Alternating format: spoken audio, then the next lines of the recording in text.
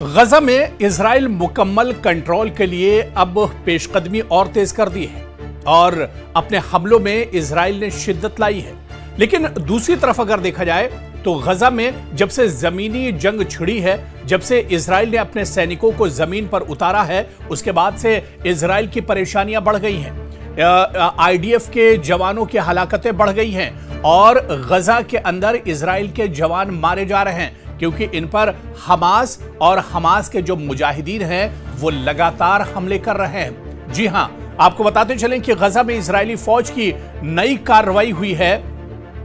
और इस कार्रवाई में हमले और ज्यादा तेज इजराइल की तरफ से कर दिए गए हैं। और इस बीच आपको बताते चलें कि इजराइल का एक बड़ा अफसर मार गिराया गया है और इसके गहरे असरात एक तरह से हो सकते हैं। दरअसल गजा पट्टी में नया फौजी ऑपरेशन इजराइल ने शुरू किया है। यहां पर मुकम्मल गजा पर कंट्रोल हासिल करने के लिए यह ऑपरेशन चलाया गया है। आपको बताते चलें कि इसी महीने यानी सितंबर के वस्त में इजरायली फौज यानी आईडीएफ ने गजा सिटी के खिलाफ एक नया जमीनी और फजाई ऑपरेशन शुरू किया है। यह ऑपरेशन हमास के बाकी बच जाने वाले जंगजू और ग्रोहों को खत्म करने के मकसद से शुरू किया गया है। खास तौर पर इन इलाकों में जहां आईडीएफ के मुताबिक हमास दोबारा मुनज्जम होने की कोशिश कर रहा है, जहां हमास के लड़ाके अभी भी डटे हुए हैं, जहां पर इजराइल के जो अगवा हैं और जो बंधक हैं वो वहां पर मौजूद हैं, ऐसे इलाकों में इजराइल अब बड़े पैमाने पर एक तरह से कार्रवाई कर रहा है। और इस बीच आपको बताते चलें कि इजराइल के एक बड़े फौजी अफसर की हलाकत हुई है। जी हां, मेजर शाहिर नताइन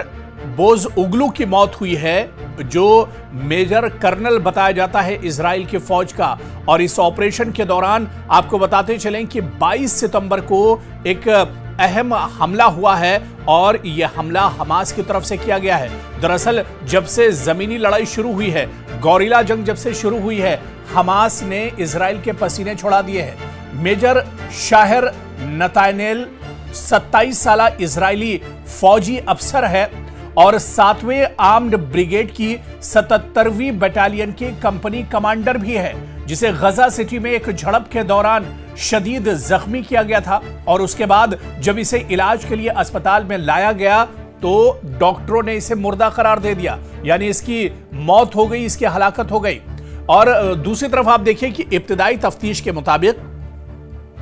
हमास के एक जंगजू ने, एक मुजाहिद ने इनकी बटालियन के टैंक पर आ रही आरपीजी से हमला किया, जिससे मेजर बोज उगलू पहले तो जख्मी हो गया और इसके बाद जैसे ही इजराइल के इस अफसर को अस्पताल में मुंतकिल किया गया, जहां वो जख्मों के ताब ना लाते हुए एक तरह से दम तोड़ गया और उसकी मौत हो गई। आपको बताते चलें कि गजा सिटी के खिलाफ नए हमले में ये इजरायली बड़ा अफसर है जो हलाक हुआ है। इससे पहले तो कई हलाकतें होती रही हैं। इजराइल और आईडीएफ के कई जवान एक तरह से हलाक होते रहे हैं, उनकी मौत होती रही है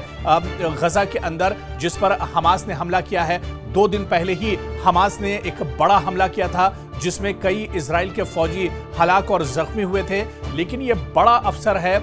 और ये पहला वाकया है या ये पहला हमला है जिसमें इजराइल का कोई फौज का बड़ा अफसर हलाक हुआ है।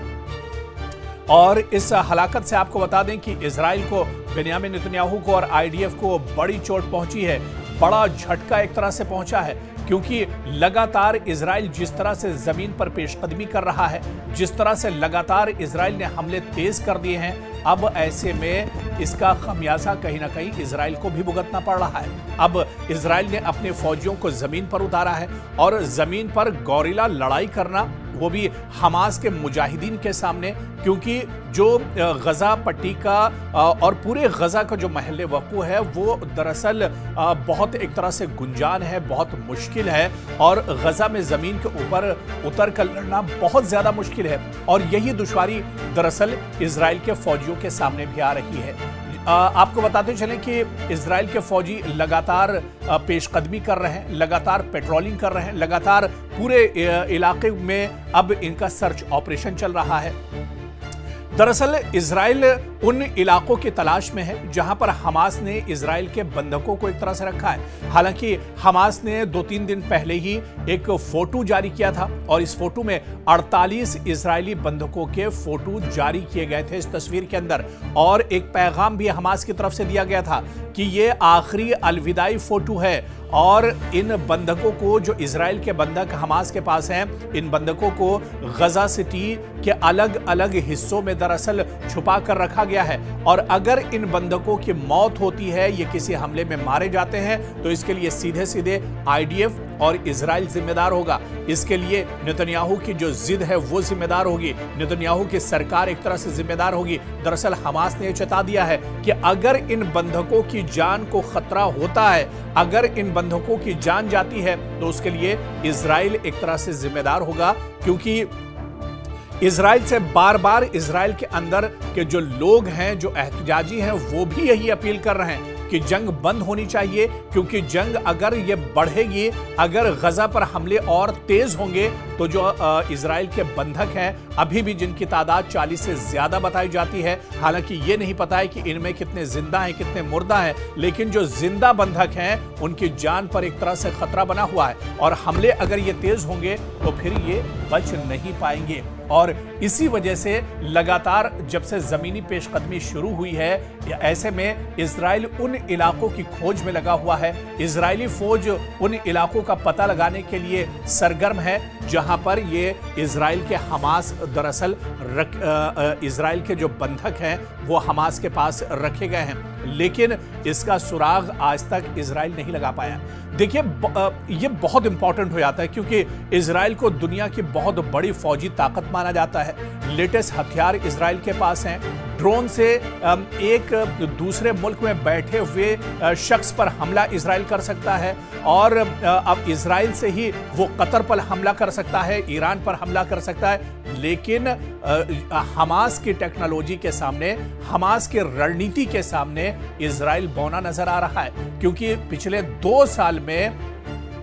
इजराइल अपने बंधकों को पता नहीं लगा सका है। जब बीच में जंगबंदी हुई तब इजराइल के जो कैदी थे, जो बंधक थे, वो मुआहिदे के तहत छोड़े गए थे, लेकिन पूरी कोशिश इजराइल ने कर ली है, लेकिन इजराइल के बंधकों का कोई पता नहीं चल पाया है। और इसी वजह से जमीनी जब पेशकदमी हो रही है तो इसमें इजराइल को भी काफी जानी नुकसान उठाना पड़ रहा है। और जिस तरह से हालिया दिनों इजराइल का एक बड़ा अफसर हमास के हमले में मारा गया है, दरअसल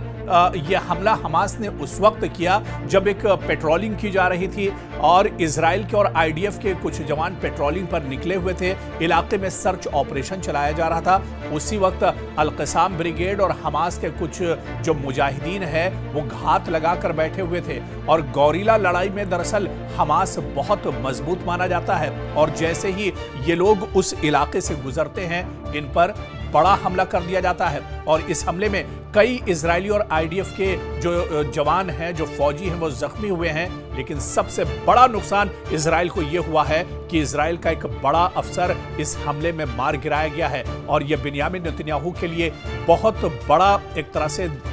झटका माना जा रहा है। बिन्यामिन नेतन्याहू के लिए अब मुश्किलें एक तरह से गजा में काफी ज्यादा बढ़ी हुई हैं। ऐसे में आने वाले दिनों में क्या कुछ रणनीति इजराइल की गजा में होगी और क्या हथियार छोड़ेगा इजराइल और जंगबंदी की तरफ बढ़ेगा, क्योंकि लगातार अब गजा के अंदर इजराइल का जानी नुकसान बढ़ता जा रहा है।